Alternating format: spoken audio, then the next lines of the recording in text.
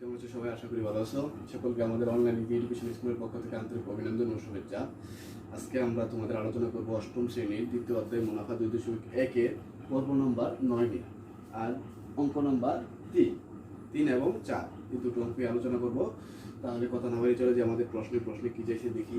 আমাদের প্রশ্নে বলছে 30 টাকায় 10টি দরে ও 15টি দরে সমান সংখ্যক কলা ক্রয় করে সবগুলো কলা 30 টাকায় 12টি দরে যদি 12টি দরে বিক্রি করলে শতকরা কত লাভ বা ক্ষতি হবে? কি বলছে আমাকে?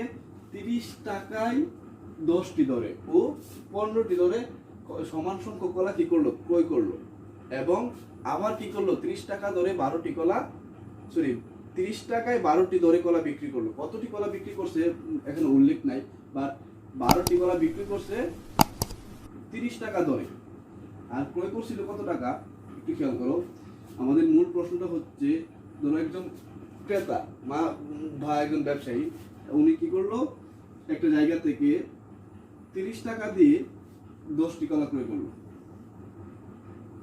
মানে 30 টাকা দিয়ে 10টি কলা না, 30 টাকা 10টি দরে 30 টাকা কলা ক্রয় করলো। যতগুলাই ক্রয় করছে না কেন, তার 10টা কলার ক্রয় মূল্য কত ছিল? 30 টাকা। আবার একটু সামনে গিয়ে দেখে আরেকজন কলা বিক্রেতা কি করতেছে? বিক্রি করতেছে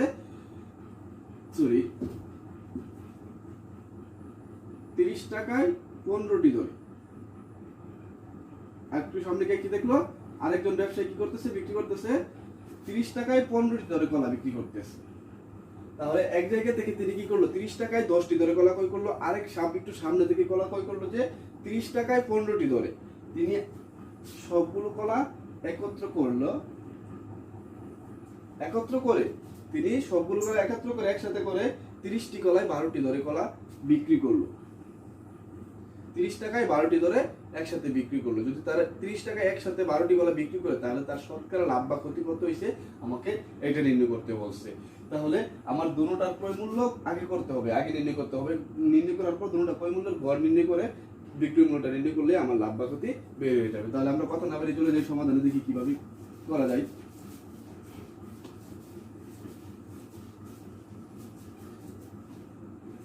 আমরা লিখতে পারি, যেহেতু প্রথম 30টি কলায় 30 টাকায় 10টি দরে কলা ক্রয় করছে, তাহলে লিখতে পারি 10টি কলার ক্রয় 10টি কলার ক্রয় মূল্য কত টাকা? 30 টাকা। তিনি কত সংখ্যক কলা ক্রয় করছেন এখানে কিন্তু উল্লেখ নাই, বাট বলছে যে 30 টাকায় 10টি দরে, আবার 30 টাকায় 15টি দরে সমান সংখ্যক কলা ক্রয় করছে। তাহলে আমরা একটি কলার ক্রয় মূল্য নির্ণয় করে ফেলি। সুতরাং একটি কলার ক্রয় মূল্য উপরে 30 নিচে 10। আমরা যদি একটু কাটাকাটি করি তাহলে কি হয়? 10 দিয়ে কাটলে হয় 1, আর 10 30 এর সাথে কাটলে হয় 3, সমান 3 টাকা। আমাদের এখানে আকার হবে, আমরা কি করলাম? 10টি কলার ক্রয় মূল্য নির্ণয় করলাম প্রথম ক্ষেত্রে। আবার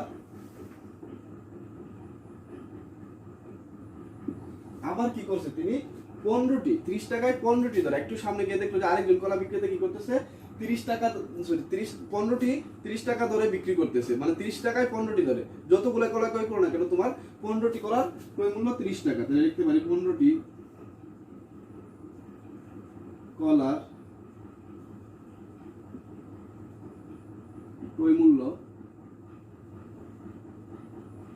কত টাকা? 30 টাকা। 15টি কলার ক্রয় মূল্য হচ্ছে আমার 30 টাকা। তাহলে সুতরাং একটি কলার ক্রয়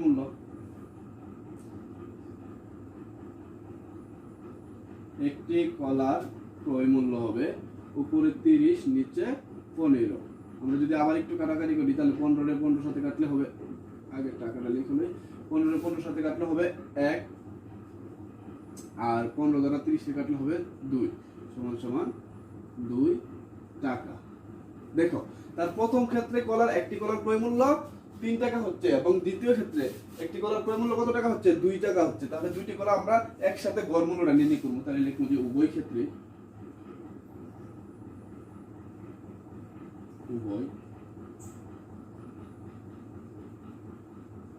উভয় ক্ষেত্রে তিনি কয়টি কলা ক্রয় করছেন? 1 যোগ 1 সমান সমান 2টি কলা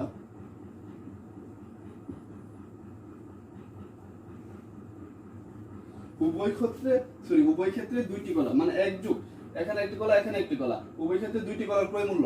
প্রথম ক্ষেত্রে একটি কলার ক্রয় মূল্য কত টাকা আসছিল? 3 টাকা। 3 যোগ দ্বিতীয় ক্ষেত্রে একটি কলার ক্রয় মূল্য কত টাকা আসছিল? 2 টাকা,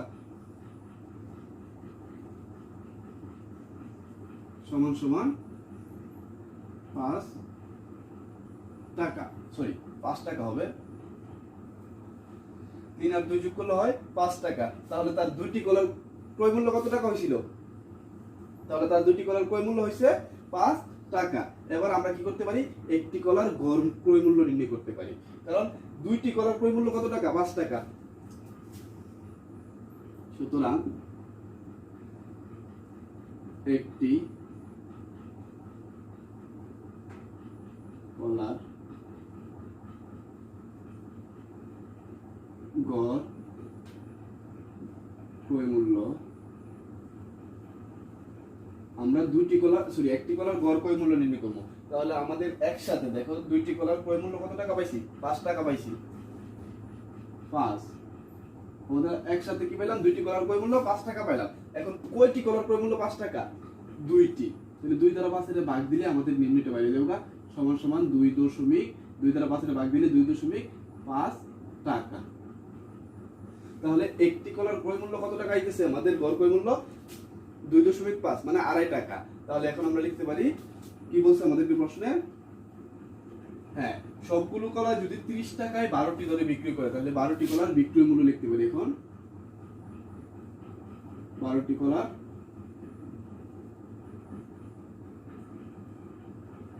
বিক্রয়,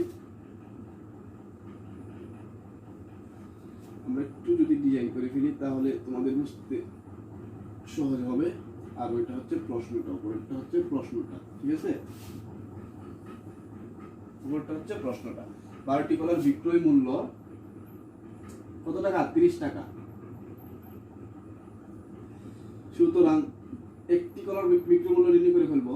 একটি কলার বিক্রয় মূল্য উপরে 30 নিচে 12 টাকা। যদি আমরা 30-এ 12 দ্বারা ভাগ দিই 2.5 আসে টাকা। এখন একটা জিনিস খেয়াল করো, আমার ক্রয় মূল্যটা, একটি কলার ক্রয় মূল্য 2.5 টাকা হচ্ছে, আবার একটি কলার বিক্রয় মূল্য কত টাকা? গড়ে 2.5 টাকা। তাহলে যেহেতু আমরা লিখতে পারি, যেহেতু বিক্রয় মূল্য সমান ক্রয় মূল্য,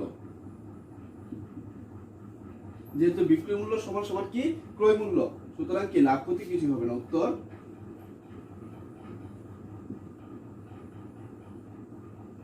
লাভ ক্ষতি কিছুই হবে না। দেখো অঙ্কটা আসলে কিন্তু অনেক ইজি। আমাকে কি বলছে? 30 টাকায় 10টি দরে এবং 15টি দরে সমান সংখ্যক কলা ক্রয় করছে। কোনো এক পাইকারি, কোনো এক ব্যবসায়ী কোন এক জায়গা থেকে 10টি দরে, 30 টাকায় 10টি দরে এবং 30 টাকায় 15টি দরে কলা দুই জায়গা থেকে ক্রয় করছে, ঠিক আছে? একই দর, বাট কলার সংখ্যা একটু বেশি, এক জায়গায় 10টি এক জায়গায় 15টি, 30 টাকা দরে ক্রয় করছে। এখন বলছে সবগুলো কলা যদি তিনি 30 টাকায় 12টি দরে কলা বিক্রি করে, তাহলে একটি কলার ক্রয় শতকরা লাভ বা ক্ষতি কত হবে ওইটা নির্ণয় করতে বলছে। তাহলে দেখো আমি প্রথম ক্ষেত্রে কলার ক্রয় মূল্যটা নির্ণয় করলাম। প্রথম ক্ষেত্রে কি করলো? তিনি 10টি কলা ক্রয় করলো 30 টাকা দিয়ে, এবং সুতরাং একটি কলার ক্রয় মূল্য নির্ণয় করে ফেললাম 3 টাকা। একটি কলার ক্রয় মূল্য 3 টাকা এখানে নির্ণয় করলাম, কিন্তু আসলে একটি কলার ক্রয় মূল্য কি 3 টাকাটা দিবে? আসলে একটি কলার ক্রয় মূল্য 3 টাকা না, 5 টাকা কিংবা 8 টাকা ভালো একটি কলার ক্রয় মূল্য। যাই হোক, এখানে অঙ্কে আসলে আমরা লিখলাম একটি কলার ক্রয় মূল্য কত টাকা? 3 টাকা। আবার দ্বিতীয় ক্ষেত্রে যখন তিনি 30 টাকায় 15টি দরে কলা ক্রয় করেছিলেন, তো এখন দেখলাম কি 15টি কলার ক্রয় মূল্য 30 টাকা। সুতরাং একটি কলার ক্রয় মূল্য 15 যদি হয় তাহলে 2 টাকা হচ্ছে। উভয় ক্ষেত্রে এক যোগ এক দুইটি কলার ক্রয় মূল্য উভয় ক্ষেত্রে মানে দুইটি কলার ক্রয় মূল্য একসাথে কত হয়েছে 5 টাকা হয়। তাহলে এখন আমরা নির্ণয় করলাম যে সুতরাং একটি কলার গড় ক্রয় মূল্য 5 আমরা যদি এখানে দুইটি কলার ক্রয় মূল্য কত টাকা 5 টাকা। এই 5 যদি আমরা 2 দ্বারা ভাগ দিই তাহলে আমাদের এটা কত 2.5 টাকা। তাহলে আমাদের একটি কলার উভয় ক্ষেত্রে মানে দুইখানে একসাথে গড় ক্রয় মূল্য কত টাকা আসতেছে 2.5 টাকা আসতেছে। এখন 12টি কলার বিক্রয় মূল্য 30 টাকা আমাদের প্রশ্নে দেওয়া আছে।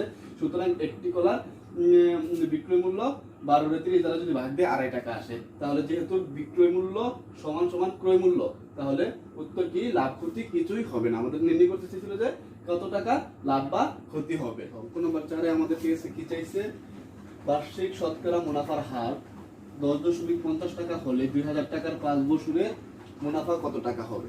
এই টাইপের অঙ্ক আমরা উদাহরণে করে আসছি। দেখো আমাদের কত মানে এই টাইপের অঙ্কগুলো আমরা উদাহরণে শেষ করে আসছি। আমাদের কি বলছে যে বার্ষিক মুনাফার হার 10.50 টাকা হলে 2000 টাকার 5 বছরের মুনাফা কত টাকা হবে। বার্ষিক শতকরা মুনাফার হার দেওয়া আছে, আসল দেওয়া আছে এবং কি দেওয়া আছে, সময় দেওয়া আছে। জাস্ট আমার কি দরকার, মুনাফা নির্ণয় করা দরকার। তাহলে আমরা নির্ণয় করতে পারি যে দেওয়া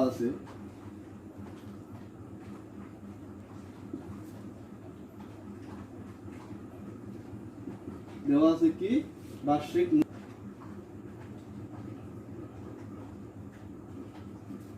মুনাফার হার। মুনাফার হারকে আমরা কি দ্বারা প্রকাশ করি, আর দ্বারা প্রকাশ করি। আর সমান সমান 10.50%। যেহেতু এখানে বার্ষিক শতকরা বলা আছে, এই জন্য আমরা পার্সেন্ট দিচ্ছি। আগে আমরা আলোচনা করছি পার্সেন্ট উঠাইতে হলে আমাদেরকে কি করা লাগে, পার্সেন্ট উঠাইতে হলে আমাদেরকে 10.50 ভাগ 100। আমরা জানি যে পার্সেন্ট উঠাইতে হলে আমাদেরকে 100 দেওয়া লাগে, আর যদি পার্সেন্ট অ্যাড করতে হয় তাহলে আমাদেরকে কি দেওয়া লাগে, 100 দ্বারা গুণ করা লাগে। ঠিক আছে। তারপর কি বলছে 2000 টাকা, তাহলে 2000 টাকা কি আসল,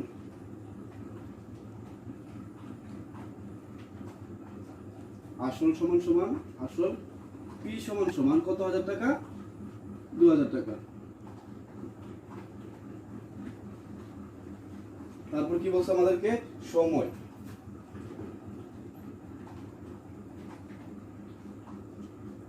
n সমান সমান 5 বছর। আমাদের কি নাই এই অঙ্কে আমাদের আয় মানে মুনাফা নাই, মুনাফা নির্ণয় করতে হবে। তাহলে আমরা জানি যে মুনাফা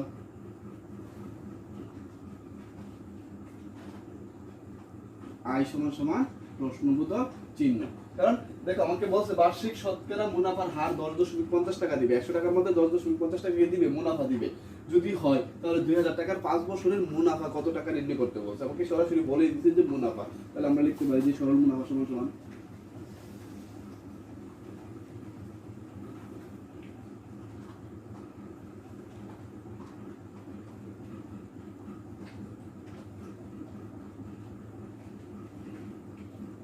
আমরা জানি সরল মুনাফা,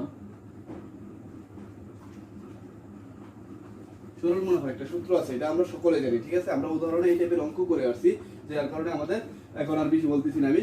তাহলে সরল মুনাফা সমান সমান I equal PRN। আমরা জানি কি সরল মুনাফা সমান সমান I equal PRN। এই সূত্রটা আমরা উদাহরণে অঙ্ক করে আসছি। তাহলে I এর মান নির্ণয় করব, P এর মান কত বাবা, P এর মান হচ্ছে আমার 2000 টাকা।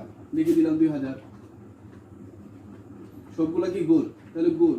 আর এর মান কত, মুনাফার হার উপরে 10.50 আর নিচে হচ্ছে আমাদের কত 100। তারপর n হচ্ছে গুণ হলে n কত বছর, 5 বছর বলছে আমাকে। n কত বছর বলছে, 5 বছর। এখন দেখো আমি একটু এদিক নিয়ে আসলাম, 100 নিচে চলে আসবে আর 2000 গুণ 10.50 গুণ 5। এখন তো একটু খেয়াল করেন কাটাকাটি কিভাবে করেছি। এখানে 100 হবে, হ্যাঁ 100 যদি আমরা 100 দ্বারা ভাগ দিই তাহলে হচ্ছে 1। আর যদি আমরা 100 দ্বারা 2000 কাটি আমাদের থাকতেছে 20। 100 দ্বারা যদি 2000 কাটি তাহলে আমাদের 2000 ভাগ দিলে হয় 20। 20 দ্বারা যদি আমরা 5 এর গুণ দিই, 5 20 100, 5 100 এর 10.5 দ্বারা গুণ দিলে 50 দ্বারা গুণ দিলে হবে 1050।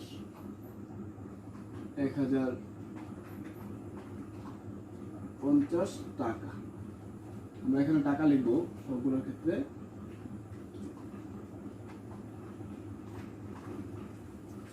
দেখো অঙ্কটা কত সহজ। উত্তর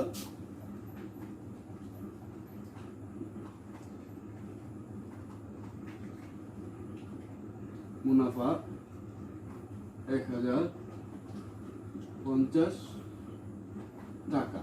দেখো আমাকে অঙ্কটা চাইছে যে বার্ষিক শতকরা মুনাফার হার 10.50 টাকা হলে বার্ষিক শতকরা মুনাফার হার বললে আমরা জানি যে পার্সেন্টেজ, ঠিক আছে? এই জন্য আমরা 10.50 এর সাথে কি করলাম, পার্সেন্টেজ লাগাইলাম এবং পার্সেন্টেজ উড়ানোর জন্য 100 দ্বারা ভাগ দিলাম। তারপর বলছে 2000 টাকার 5 বছরের মুনাফা। তাহলে 2000 টাকা কি আসল? আমার কিন্তু সরাসরি উল্লেখ নাই যে এটা আসল, কিন্তু আমার বুঝতে হবে যে এটা আসল এবং 5 বছরের। তাহলে আমরা আসল সমান সমান পি 2000 টাকা লিখলাম, সময় এন সমান সমান 5 বছর, মুনাফা আই সমান সমান প্রশ্নবোধক চিহ্ন। আই কত আমাদের নির্ণয় করতে হবে, আই এর মানটা, ঠিক আছে? আমরা জানি সরল মুনাফা সমান সমান I equal P R N. আমরা সবগুলোর চলকের মান বসাইলাম, পি এর মান বসাইলাম 2000 টাকা, আর এর মান উপরে 100 সরি 10/10.50 আর নিচে 100, আর এন সমান সমান 5 বছর।